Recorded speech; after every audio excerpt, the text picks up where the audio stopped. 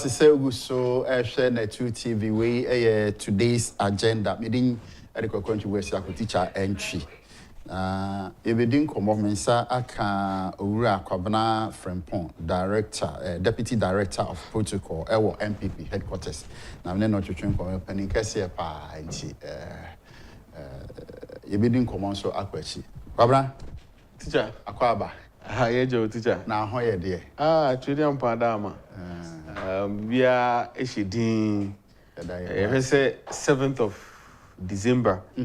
Ghana fo nyina be hye Dr. Mahmudu animonyam. Okay. Ahwe dwuma pa na do dan akufo-addo be ye no. On be hye MPP ene Dr. Mahmudu Bawumia animonyam. Bibia de eboko. Da ho ase na campaign na ekosan.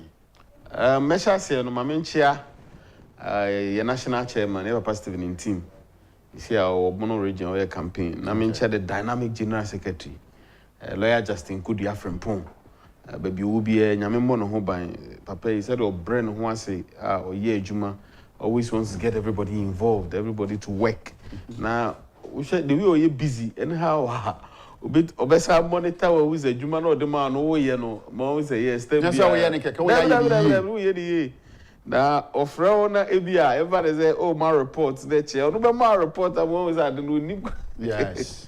He's a fantastic man be ubia nyamisra no mbo no ho ban na ho fama no onto asosa na mencha the get fan administrator Dr. Richard Bodu Ampofo baby adoku ubia nyamisra ono so get fan and I get fan wa ejuma papa o infrastructure we system schools here ene ofa baby a stem ejini Nina funds no ne free buy is a visionary leader. Tablets are buying chama secondary school for no. How it me procure in batches here which mama e binya bulk distribute ya doc nyamishran. Campaign ekoyi pa everything is moving on well as planned. Na in him say the various executives at the party level everybody is on the move. Be no whatever ko bia na mo na juma. And the other back with this campaign is that we need to say the previous campaign. We namana we should say apart a flag bearer and first in the area Samira and so nam Dr. Matthew Poku Prempe ko no say and namuno party executives no bia so and no more in a juma gidi ewo form. That is why I share from a year ago na any o compare research say MPP is winning the elections because Ejuma Kosopa and things are moving on well and we are hoping now NDC forces are serving research now a favor MPP ya na mo bonko for pa no mo na fake so what and I want to o ya te na Musa Dankwa de na ya no ye ema wo mu a otimi ka kire Ghana for say NDC 57%, na MPP ni 30%. First grad was 20 BB. This year grad on the MPP about 37. And no dey so mo jitum. Na NDC ni bia be shia ne say ye ba under the Fourth Republic. Na opaque time ni free mu opaque year 92-96. From 2000 to date, has NDC been able to defeat MPP in an election with even 150,000 votes before?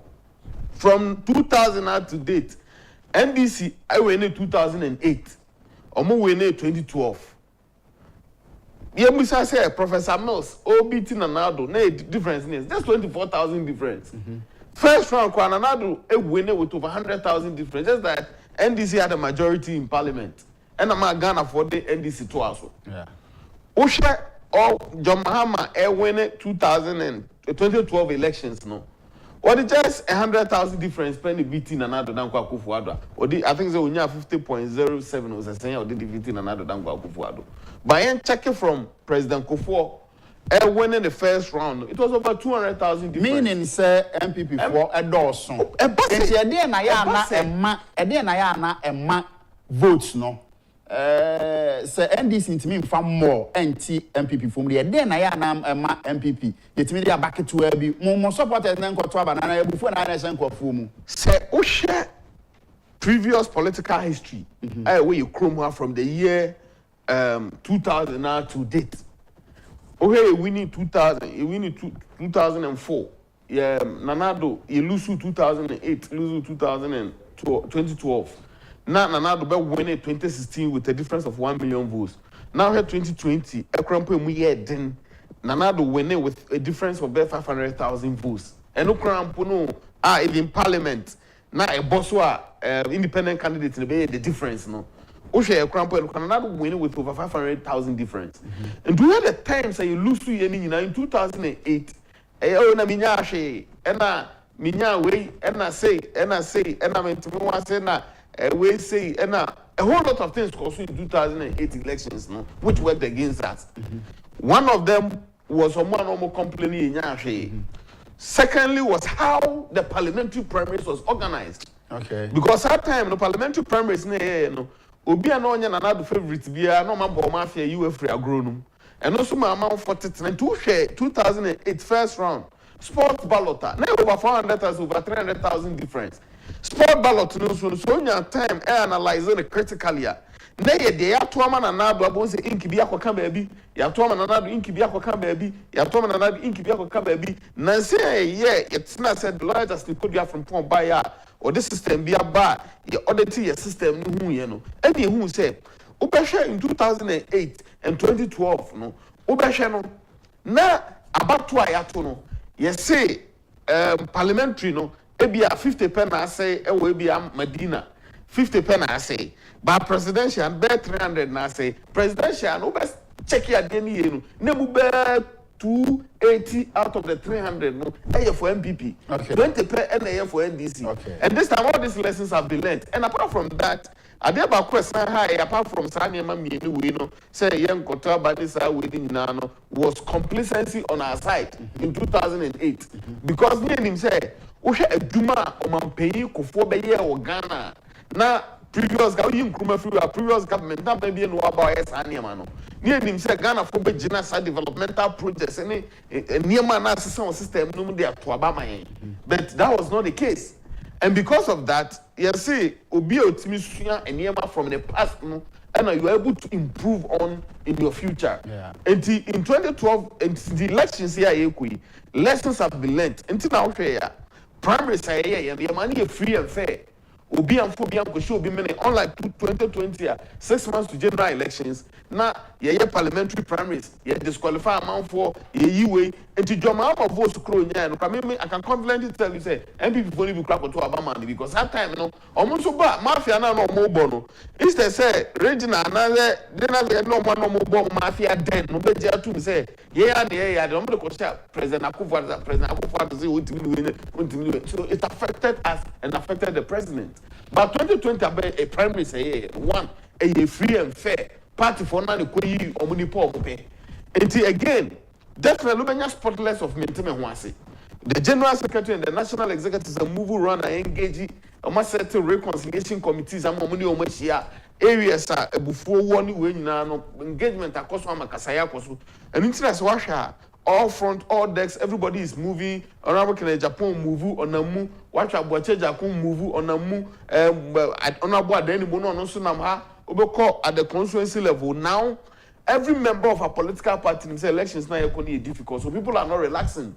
And this is 2008. Okay, my dear, to say it's difficult. Yes, you're not getting it in a silver platter. It's good because the money here say a boama a form for the year of Okay. So o man quiet to say oh adwuma na go we adwuma na akufo-addo aye krampo a enka yesenka aba na yekoto thank you because esenka obi ekoto aba or to aba koda na dan kwa akufo-addo asese odi free SHS aba and then na nsam ye calculation bi e wo radio o man FM na me ka say enkwada o mo anya free SHS on fa so no about 5 million. Exactly. So the young fan say omo half and the 18 years which is 2.5 million, right? Yeah. And na omo koto aba. What dey say o NDC ni kura no a and our NDC ni ba. Fashion adwun so me dey kwada MPP ase. So ma me free SHS, okay? Okay. Enti sankwada 2.5 million. And na to aba dey ada MPP ase anka MPP in advance no almost 2.5 million votes eda ho. Exactly. Akwada bia so wo ma me ne papa. O de ma me ne wo papa ne wo kwa anasa wofo ni nyina wo momanya mfaso no bi no emu 3 million and to aba no mfe na MPP ase anka in advance MPP was saying 5.5 million votes say Ghana for kaya de there no nipa ya de ma na da na se there nti me yes an tell you Frimpong and they all can dey no create do and there are so many factors in this election they say they all can is packed and apart from free SHS in there are so many sectors are airboa. And I will say, so share lady here with TV3 or call Jom. Say what mini here call Jom ko engage amount for. So who post on the two on the Facebook and the Twitter. Or say free SHS might have its challenges, but impact Dr. Mahmoud Baumia winning elections na yekono. Yeah. And it's one of the key airboa. And two now. We hear Kabomu Abba in the various constituencies and they complacency in every man. And then for the first time, the way among 4 year house to house, a year done broadcasting, year campaign now. I can confidently tell you, say, Omo no mubu fu, the various will come there and come and vote for us. Okay. Because we are, you say the good people of Tamale, because of Nanado Danko, yeah, say the reason why John Mahama Kolanji omo campaign, I'm farmer or more. Previously, Madam Fubakubi or say, can this be a program and come on radios on carry you? And Kahobayama and so on all radio stations and all TV stations. And so numbers no more because one, Tamale phone will say for the first time in their history, Nanado Danko akufo-addo more interchange. Tamale phone will say for the first time, one more an international airport and or come Mecca. Oh, me can young fabas me fan man crying. But playing the Batamale, one of fun straight to Mecca. And we also a straightness had another. For the first time, Yabedi sees match anniversary affairs in Grand Juan and Eti. Ewo ama a boost from local economy. For the first time, the northern region and one no, ya chema momenya 2 additional regions, yenya Savannah region and ya northeast region. New created regions no okwa. Offices are yesi acquire or more year or Senasi Achichem among those regions. There was no way those development would have come there. And those people had fought from Kwame Nkrumah time to date and no more pet into more money. But another than akufo-addo a kukodro di ye. Jomo kotu abadi akodana another than akufo-addo as what bomb in the region, what bomb manya interchange, what bomb among airport. So as Ubeko all these new regions are here creating, which is Bono East, Ahafo, Oti, Western North, and do even in Western North. And can be him say a baba bit to say here. And can those people hopefully and most come to Mabama and DC. But when we say go and check how MPP is appreciating in votes there. Kohe voter region, yeti oti fi ho, kohe development oti. Go and check the number of votes presidential and voter region. Doma hene asem no wati Dr. Mahmoud Baumia ekọ ho no. Wati ono anenu mu asem waka. What's that Dr. Dika ko share hemfo. E ma o kan say airport na MPP abeya ma omo no. Na previous governments no say enya possible o. But MPP etimi amomanya airport. Agenda 111 no me say onim say eye like campaign eyi keke omuntimi nye. But na onamo ohun. And now could do Doma Chrome. Now share from Brekum to Doma Chrome town roads. MPP asphalted road. Also on him when you yes, he has benefited from road. Yeah. Somebody have been there severally. Okay. Many general secretary cry free or buy a crunch. Okay. And because of chairman near Ko Fear mostly Yako. A do could do even then this year, na choker could do now Doma town roads. Now she Brekum so town roads. Now she acquire air course war. In as much as we admit to say, ABA Concran Quanta, Manasseh Sampa, they have small issues with main roads. Na ne contractor crowd also where you can now move or more. But towns are war around to say be a drobo town roads in Kakrano, Abano is doing it. But main road na a what problem out to Sampa na and the contractor abasita omoye juma ewo. This tells you the kind of government that we have. Because here never mind the kind 2016 say Kobe Sia Kola Amajoma. He has seen the difference. He has seen say you are baby or what ubetimi at time na ye bibi aboba on one time or develop or mine chrono because every citizen now muyano.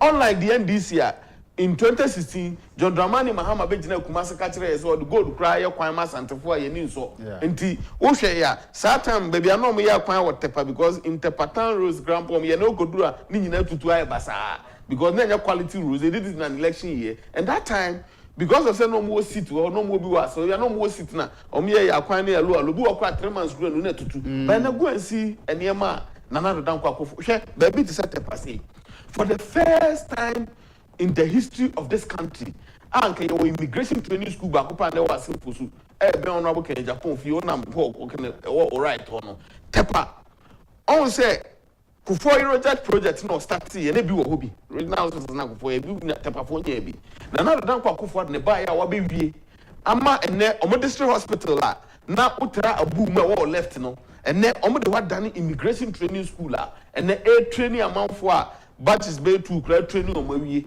ukoduru ha the new regional hospital no omo move akọ baby nursing training ni wo ene tepa omo municipal district command police command ni wo ukoduru akọ hospital structure pa aban aboa mana ba ho now here's an immigration training school about the number of lives immigration training school na ko as a result they did struggle with my traditional authority or no must be ama nkwala wo area ho abusuan mo life wo best because your abusuan bu ko nipa ba ko pe epie free ma abusuan ni nyina hye brasesa and look at the kind of impact one omo wo fie ho omo de be rent commercial cars eh adwuma mo be sero mo abusuanfo mo tu kwan about all this boost your local economy.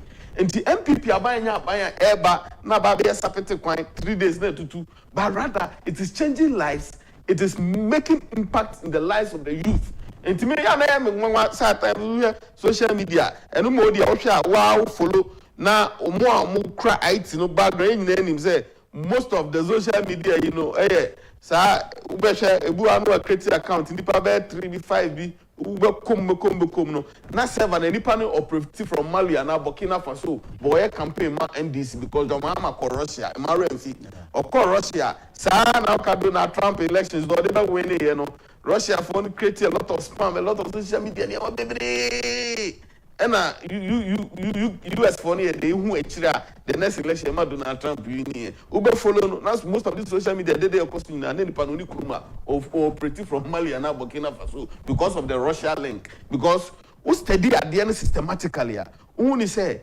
Russia na John Dramani Mahama because Russia na Korea a war like a war harbor umbetim de o makuturu menta afa ho e de akoma Burkina fo ne Mali fo ne de aye omuduma enti asach no se John Dramani Mahama betena so because wa kwa yama ne pudu odi ye campaign akose o makose bo a odi ebizu onya de they can do sa illegal business no e de afa hako na Russia for no mama o man dada John Dramani Mahama anoko no hu pictures na John Dramani Mahama so akola nchi ni book or chere ya olanche no de Andrew Solomon gay activist no ma forward endorse ya pictures by ya na John Dramani Mahama eda ne mpaso nyina pictures no social media ye nyina yehu sa ni book no chere no John Dramani Mahama party so 2024 only 2 months or entire cross a month or 2 months ago and a pictures ni circulate ya also a launching the book or Russia na book Utu ebe 2016 wa launch ya ton na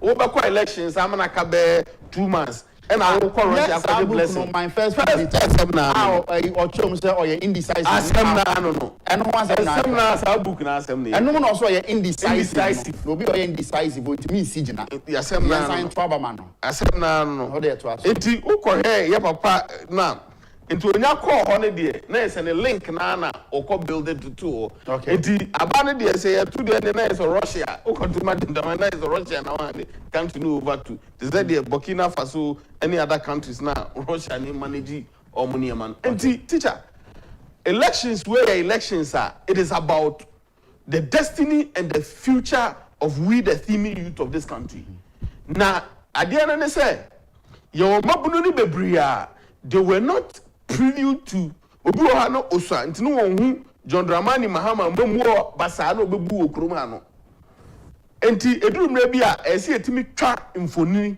ema mabunu no hu amamuo funtantan asebe we de penifo amodwamani mu John Dramani Mahama bebu ya for the first time in our history yenya a president we lose elections with over 1 million votes what is why we re-elections or seeking re-elections grandma more obu yes ata monfo bi anya hwe ni arrogance okoka we no otu cheek e mabunu si e pa adwuma ye was one onye magician to create jobs na the minister of sports and youth and sports aba o say we e babunu e mabunu e Ghana mu ye lazy ubetimi akosesa agbo de agu kwan amobi osi dan abeto ubetimi akomura makotwitwa esere ade abagu kwan aton na say ni power banner no obaka tro say he's going to create job for you awu jinidi but Frimpong ɛyɛ den no obi betimi aka kyerɛ sɛ me odwan funu na osanto abama odwan funu na wankasa no wubu ho sɛn onso obi ɔse wontimi nsigina ɔyɛ indecisive sɛbe obi ade to da bi ane kasa no te ase ubi sa ho sɛ nti o mampani dada obi obedu o man so pɛ ni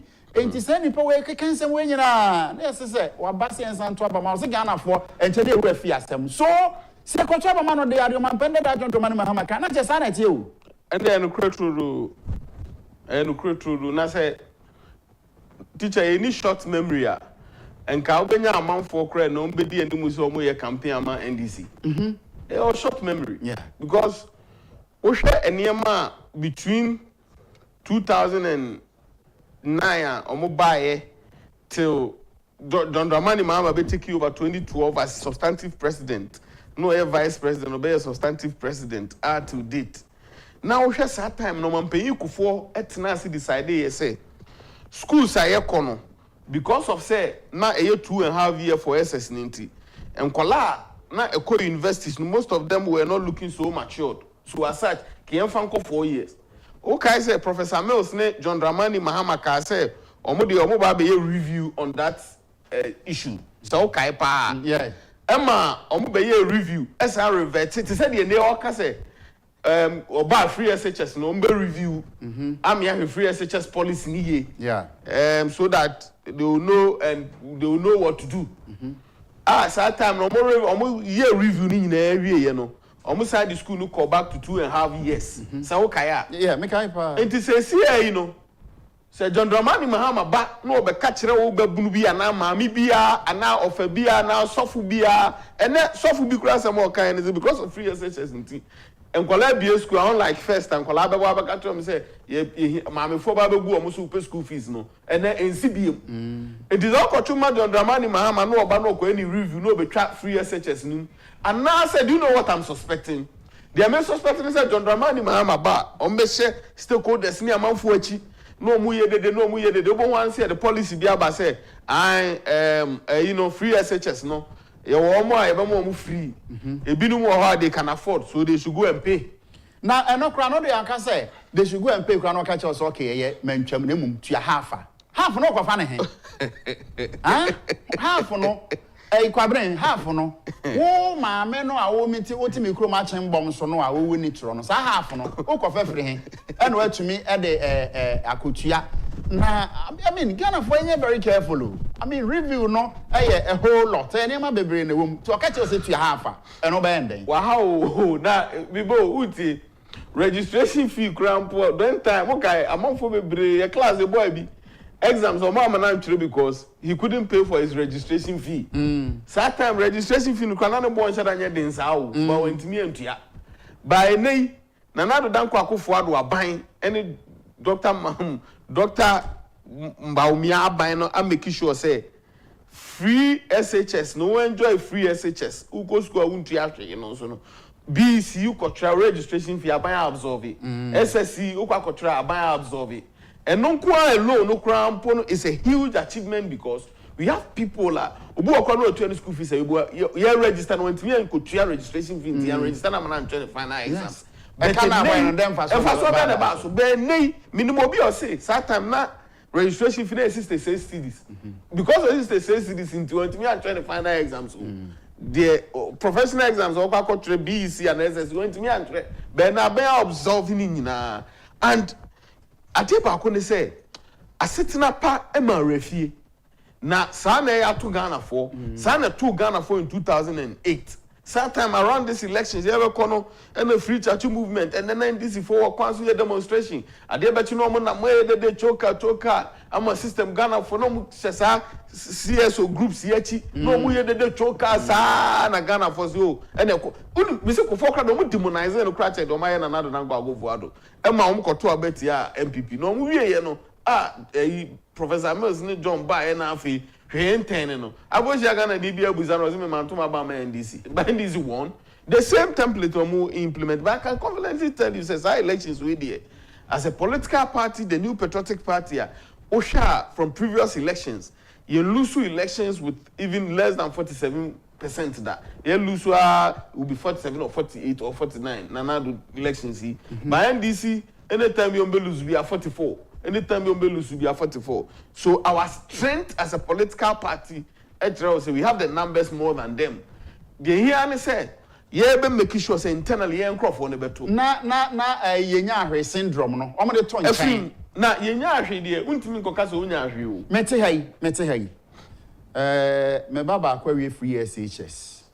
Okwa Wesley Girls where we second one ewo Ebuakwa State College. Ono nso be call SS2. Enti o ka chem say me nko to aba mo mampenda da John Dramani Mahama. Me hunu say wudi matamo.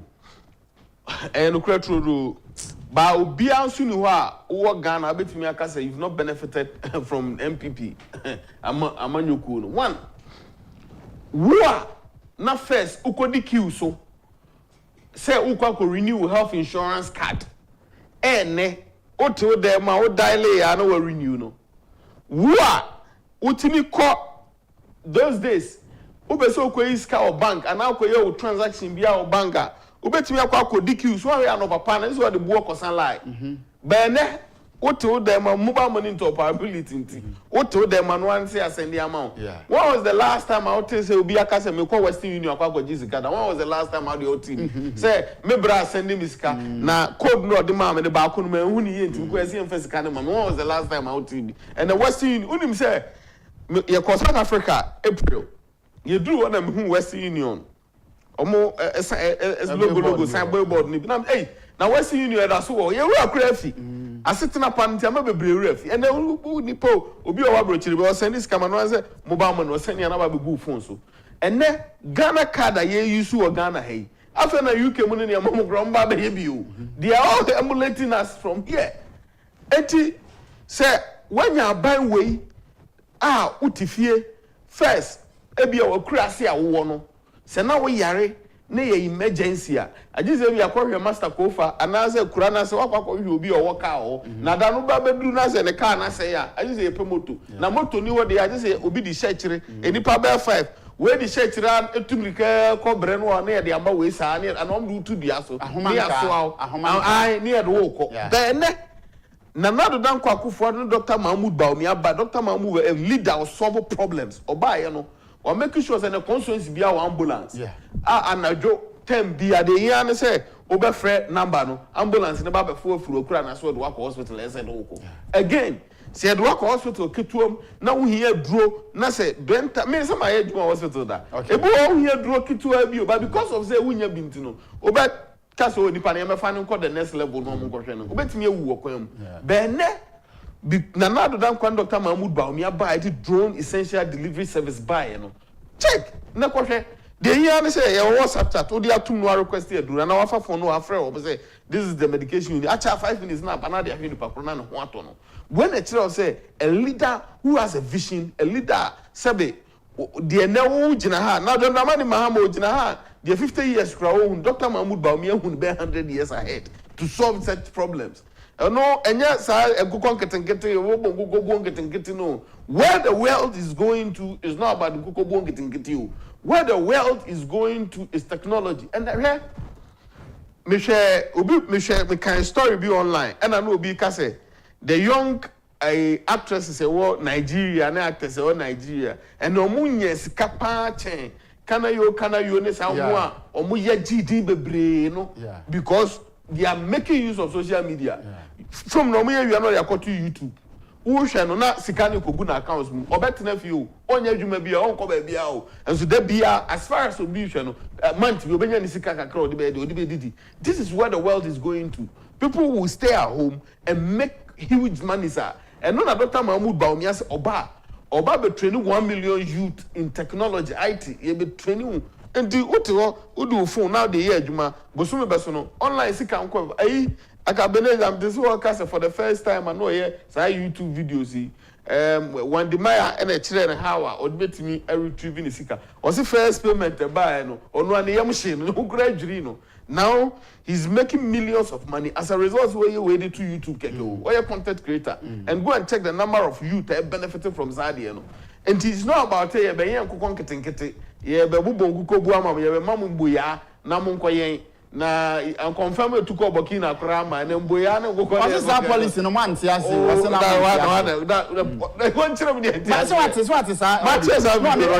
Kofi-Addo man na twetwe enkomo no ka kire say dem yo me dey say policy no ye twesika to ho say ye dey ade we should get result at the end of the day yeah se me met policy ase a dey be mama ti ase ni say ye twesika no to also dey ye confirm indeed ye ko confirm ni guo madwuma ye say ye ba be supply confirm na ma factories amanfo kwa akoto cold stores amanfo kwa akoto the thing should be there but ye say ye twa to sika ye use sika no enso ye kwa confirm bia ni ho security mo order patrol so ye dry season confirm ni to ko Burkina so say to confirm no back now we hope patrol say policy say na maintain say bi John Dramani mama say na 24-hour economy base no ntimi nchire mu na no dey uja o ma there is no way metimi atrim because but how they have mods ACC Chromo say a game changer that 24-hour economy now they've not been able to explain it but still one more catch say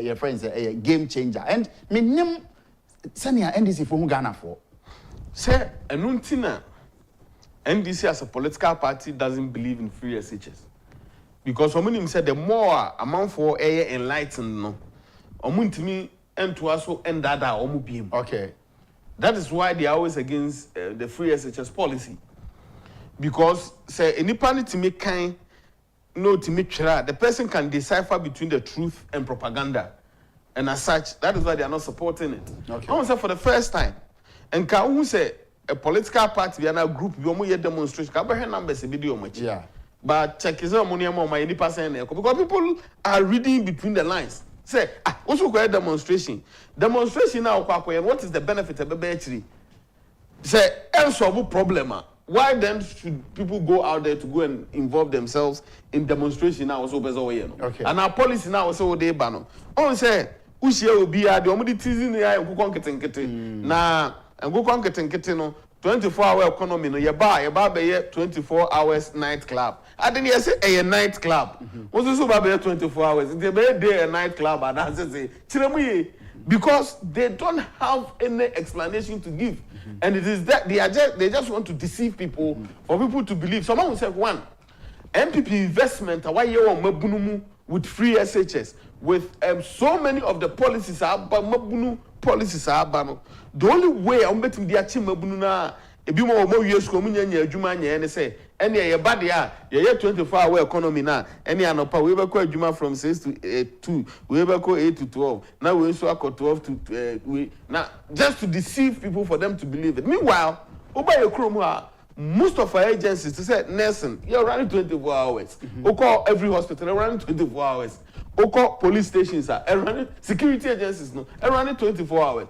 even some of the filling stations most running 24 hours mobile money interoperability Dr. Baomi Adebayi 24 hours ejuma and kase abo ahomache wanti ube so you sika free account what dey ka dey o kachi me say omom ton noodles enyumire me say me am in feature almost 24 hours already.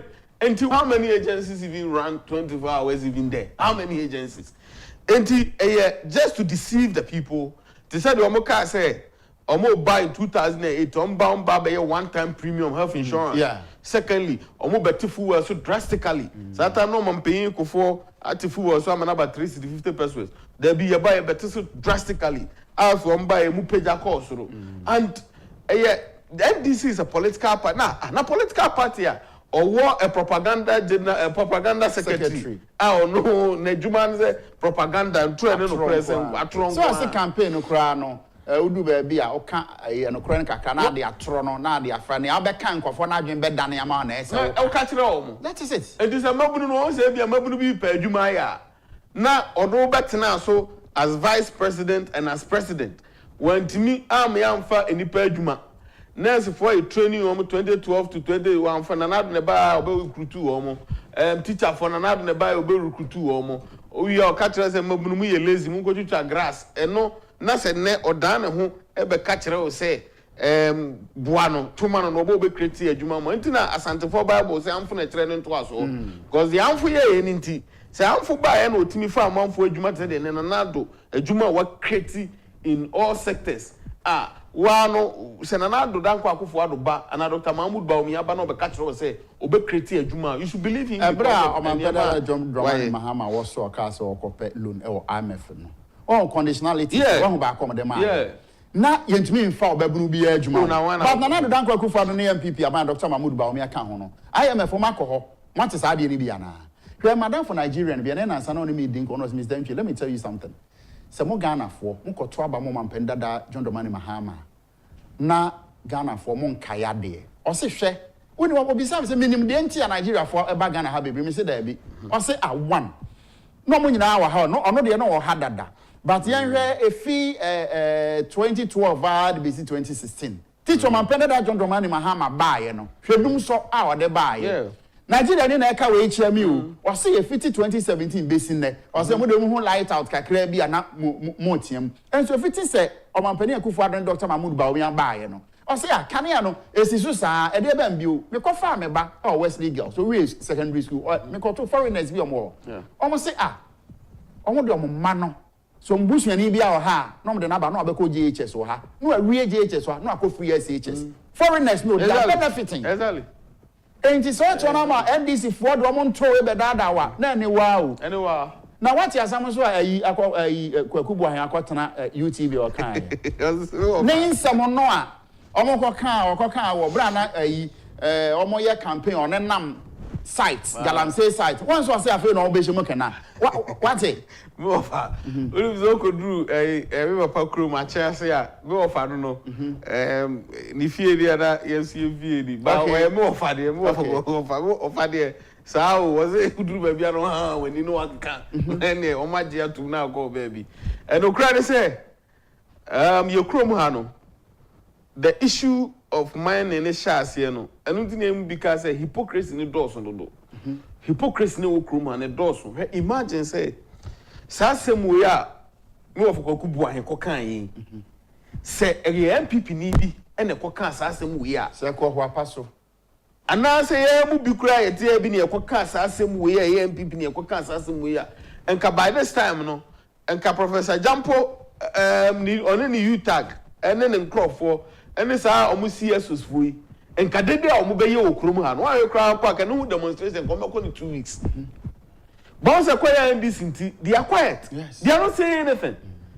At the end of more CSOs, any religious groups, I am for no mo ka say, mo kwaya work, mo ko demonstration, akoye dede, na aban na say, meanwhile, about the Galamsey fighter, Galamsey started a yensuo say under Professor Mills, a duni peak under John Dramani Mahama, no?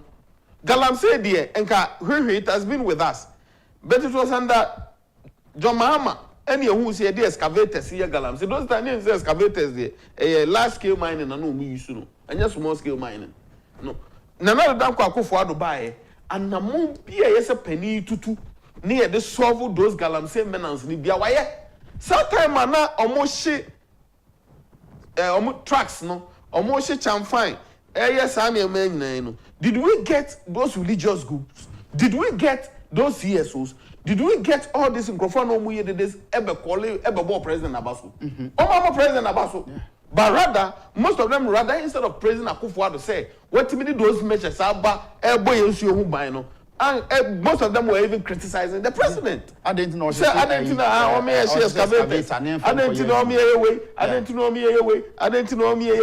And if all Ghanaians had decided, say, you support the president with his fight against Galamsey, should the way a president a dedicated here, should drones our monitor, should boats or motor ya, ye this since you so a amount for NAMSU to protect the water bodies in Sunanity here, share. Just 3 months into elections, there will be any other elections. Yakofa Togo for no Burkina for Bugun so saying all because and Grofobis scheme muno or more plan on my fan say 1 or money proper campaign message 2 or money credible candidates. So as such, you touch on the emotions and sensations of people. 1 corruption the corruption once John Dramani Mahama is the most corrupt person, a politician, a country. For the first time, a CIA and women investigating Airbus scandal. Yabo government official one, Edin John the Money Mahama, Edin a woman, he has a scandal. Where the end is anything, we about corruption will be on there. For the explanation, will be so I bet your coin, they are better than afford until them, Sidas, Sada, interchange, Circle Dubai interchange, you say $278 million. Now, for you, Poco, say 40 and $98 million. No Buzan say, Sessica, Bell over $101 million can go in. And your corruption in India, hate, loot, and share. Now, of course, no. And dear SOB at one say about the fight against Galamsey. Now, one, yeah, chroma for no, and maybe chroma, mammy chroma, and touch him a petrece. Galamsey for bow, a take him memo of a secra, and no frame phones say, Galamsey for bow near Benny day. Any a frame, that's an epitame, a name minister, any a free pitame. And now you mobilize the chromo for boys. Nibitame, as yes, I'm mobilizing on face you almost. And you mobilize the chromo for your palm for Besino beyond me, Galamsey. Udru nearby towns, a Galamsey and Crophobic crowd by the bomb shed, Yampania Moma, Galamsino. It is a chroma for now taking the fight and the battle to themselves. Say, yeah, boys, you know, but there is nowhere. So a politician was a wine obey me a fruit rubber. Baby, opinion leaders are involved. How will you be able to stop it? Until say we get all these people involved in the fight against Galamsey man and say, now share then this December of a Kokubuai. Obeka says you or some about core mining areas, no money now, Kwako Kasano. Kakra, yeah, media make catch every Galamsey and I mine the Biane say. When he said, for the past 1 month, discussions are also NDC for agenda or more year. Anon komo pese MPP aban na nado di soja fo ni we bana komo se be ye niema bebre be se niema ema the fight against Galamsey ni eko ayi no mamu hu se between the MPP and the NDC no MPP aban and MPP and the work minus mo at heart enye NDC because NDC for and the question organized labor chi so omo yenye ni declare state of emergency.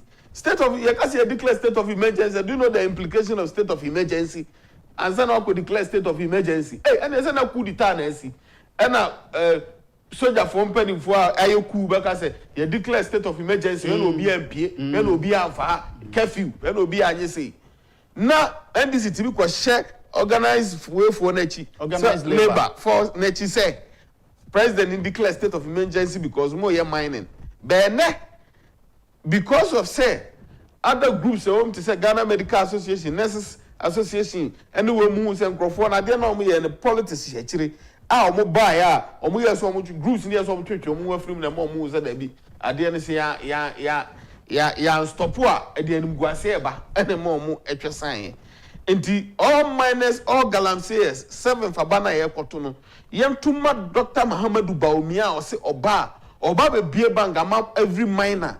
Oba minus or me akwa train him properly to say dear na do ye be bear 1 week 2 weeks training you matima mono or be me train him na again in so no ye train him we are ya set up we are e be kire say at gold na ukwakotu na box na we na ukwakotu no asase na ukwakotu na hana ewo entina say ade na bi wa kuntam be akwa bebre who say Adia no se emfa ne se na true studio ha baby a teacher tie no akwa tutu ho baby a focus tie no akwa tutu ho no do any ututu no basa na mi wa adia no kra baby kitua bi enti machines ne niema Dr. Mahmoud Baumi ade be ban training ade be how me use machine no wudi kosiwa ha gold ho abu ha gold ni ho abu ha gold ho abu baby a gold ho no so no una utu ya there is what we call the responsible mining we are eso kata so kama obi anso consume because ubetimi to borehole or na dia ye wa de we are wakata so ti say dia na binumu ye obi wa okọ akura na se no akotu borehole na odi pipe na yi atum e de akwakotu be oye na ade wo wi a na odi we yes so ama corona use no and he's going to implement what we call the responsible mining ebeboa me ya conserve environment ebeboa me ya conserve nsuo na enye se mbre bi be important nsuo aba ebebre nsuo ne sa na ema no but rather one the bank will be there for all miners small scale miners among mining be all miners are we mining the bank will be there to support you and we are going to employ what we call a responsible mining na ebeboa ye nyina because your chrome ha minerals e wa ha ne doso lithium ne niam ne bu a wonim ba bia wo enti wo betutu ma science ase no but rather this time benya coaches new be guide them ama mo responsible mining and you person stop galamsey dia is a fighter government alone cannot fight it but it's a collective responsibility as say ahemfo ya sofo kromafo ni nyina should come on board even every Ghanaian should come on board say this is a battle we are fighting and you say it's for political gains inti will be a push it say this 4 years for political gains because they were not having a proper campaign message to tell all Ghanaians. I'll say hello, teacher, if my party NPP is listening, and I know they are, especially the national executives. My advice is that they should remain focused with the campaign without any inhibitions. Or say part of the NDC plan is to push some quack posters. To come out with some deceitful survey as a mind game for some Ghanaians to believe that they're coming from Okuku Seku Damfa. Now, with him, Yemisa say, Kwabena so washa, Chrono aya na mo ye illegal mining wo mu no. O man mano, are they ready say abama kuntia illegal mining nana? Me say no. Krobia ye illegal mining was so no he. Minim kro baako a eho ehene baako o ya man krado e decide so mo obi anye kro no ye demonstration ti ya no eno achi minim kro a o man ma no o ma mo ye illegal mining no ato mobile phones ama no mtiti kro no to ye hoho na aduru ha ne afro maka chom so o me chan fines bre mu no so ne afro maka kire wo mo ono kro ba no aka cho hoho no se onwane because e be chi no enti we eden na kire se o man de kire se nyam wankasa mo personal interest bia ene san enti megidi se illegal mining ne de se anka organized labor for kokro no e wo man ye mining wo so no nko bi so manfo ne se adenti na mo makwan e ma sa ne ma no akoso so ho enti ebinim susu se o aban no or relax ye do baby no relax ye ne ade sa na tie the attorney say we had a fight against Benedia Nanado Danko Akufo-Addo the SOE be as humanly possible one o make sure say small scale miners ni galamsey fo nyina do bia mo kwakoye course o makobe 3 times so you must train them to avoid using mercury no other we are no betimi use their mining or the omokoy omo certificates I just work be school where we amount certificates for the kwako practice enti o share ya after say trainings do in our course no now most of them were not mining in Insuno. Now for more move to outside Insuno kwa say na say ni ate then to say the ni hu no until say we no more back and me dey tem bia masema me can say see a person make a change in this country if you want to make a change in this country one makroma for ntiase engage you no who the implications because nana Danko Akufo-Addo time o putu small scale mining we ni na galamsey seminar on hold no omo ye training ma boys are ye involved ma bebre nyansa no adwuma omo de koye omo nyuma ama binom kra ma back to galamsey ni bi because omo uza galamsey adwuma na sustainable what mining area bia because ya atena sante achim de nim how ye sustainable ba wonya san adwuma de binom kra timi kosua san adwuma de tu kwan e because binom de na carpentry ye binom so ye electricians na binom so kosua ade pam nsan adwuma bebre o za Ghana wo san adwuma du sata for tu kwan po benya adwuma ya enti bebre kwa kosua san adwuma na o de tu kwan e de ko e binom so kosua o mo ha o mo de practice enti say ye pese ye putu ade no on hold a collective effort one and crofo na ye no what sustainable lively job now they oyama omo two nkrofo na wo ho no nso obu o kra yi no free prison na no odwane come mining site because no fie na busu afọ kra on kai o mo obu akodem be 15 years the video kra on kai no akose mining site akrono sem bebre so active because most of these people will go there and find a job to do and he has all pay and sanu adwuma ma sankrofo we mu nyina before at the end because when sanu adwuma odobekọ akoya na most of them so bu kra is not educated. Okay. So what I say? Okay. 2, chromafo na wo ho no so no because of say mine na ekoswa the old dwane na duane santem. Yeah. Trotro ni no na taxi ni no amanfo eyusu. Yeah. Okada ni no amanfo oyusu. Enti the obie ba edu anwumra amukọbọ mba betena ho. Enti because of boost to local economy ni nti no. Otinsuo no so no o se na emfa ne ho.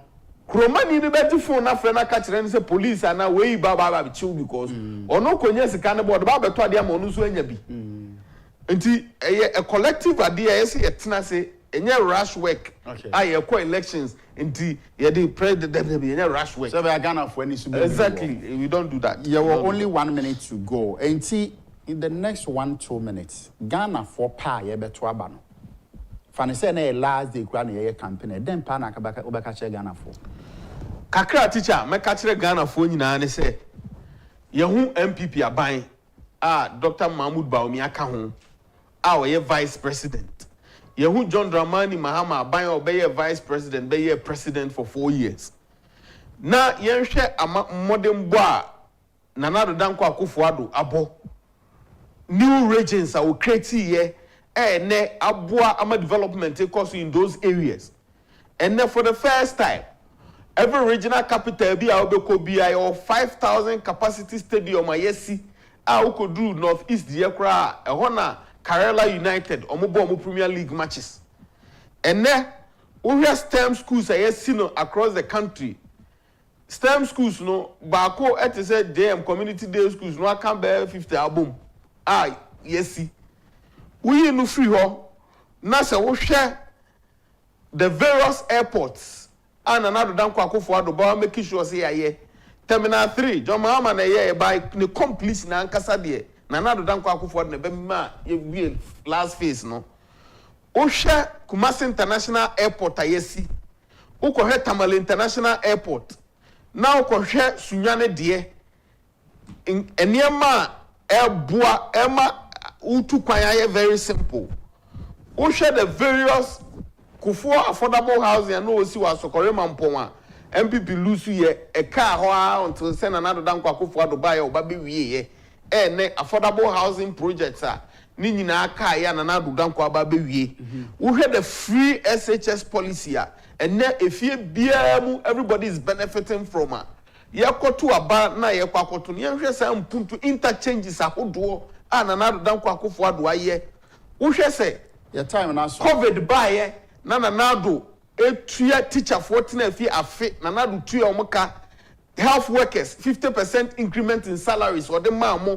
electricity free water free modern boy Nanado abopa no hwe ne amieru amfi ama John Dramani Mahama ama dada yen na Dr. Mahmoud Baomi aba oba beto ne mampa we so ono so the vision say ye papa credit scoring beba ene credit score be na akwa akoto ade o credit scoring ye no anso akọ ne dia money ateto nketenkete na ohu ado enya nkokọ nketenkete o bara de ateto nketenkete na de anya fie udi anya car udi anya property a wo pe yan nkokọ to ma number 1 ho na Dr. Mahmoud Baomi ada ade papa bi a osoro o ko form ho de a obeyira obese vote no kra me say onipa ne twetwe enkomo yi Ura Kwabena Frimpong, Deputy Director, Emma Protocol, MPP Headquarters, Medin Edekwaku entry boys akuticha entry. Iwa Yankopon ya adomo a bo no me no a the Election Reference Center ebebro. Kan ya ho. And you already know if you Oman FM. Enyi TV no if na 2 TV. Anya sa me akohwe ne akoti no. Ahwa no akoti no ahwemura. Medin Edekwaku entry boys akuticha entry mamu ene hwa ahenewa.